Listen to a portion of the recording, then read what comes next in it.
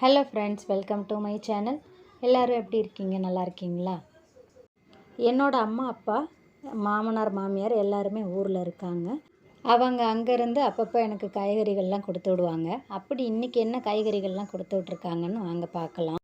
அவரைக்காய் கொடுத்து விட்ருக்காங்க. இந்த அவரைக்காய் வந்து எங்கள் மாமியார் கொடுத்துருக்காங்க. அவரைக்காய் பார்க்கவே ரொம்ப ஃப்ரெஷ்ஷாக இருக்குது. வீட்டு பக்கத்தில் ரெண்டு அவரைக்காய் கொடி தான் வச்சுருக்காங்க. அதில் இருந்த காய் தான் இது. அது கூட அவங்க முருங்கைப்பூ கொடுத்துருக்காங்க. அதை வச்சு நான் என்ன ரெசிபி பண்ணுறதுன்னு தெரியல. எங்கள் வீட்டில் கொய்யா மரம் இருக்குது. கொய்யா மரத்தில் சின்ன சின்ன கொய்யாவாக தான் காய்க்கும். அது வந்து என் பையனுக்கு ரொம்ப பிடிக்கும். அதனால் அவங்க பேரனுக்காக அவங்க அங்கேருந்து கொய்யாப்பழம் பறித்து கொடுத்துட்ருக்காங்க. இந்த அவரைக்காய் எங்கள் அம்மா கொடுத்துருக்காங்க. ரெண்டுமே டிஃப்ரெண்ட்டாக இருக்குது.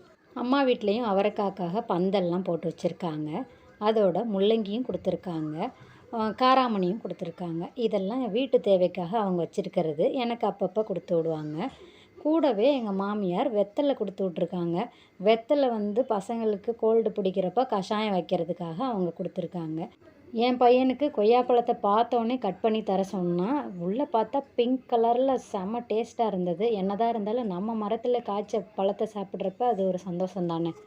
இந்த மாதிரி அவங்க அங்கேருந்து காய்கறி கொடுத்து விட்றதுனால தான் என்னால் என்னோடய பட்ஜெட்டில் 500க்குள்ளே வெஜிடபிள் வாங்க முடியுது. வீடியோ பார்த்ததுக்கு நன்றி.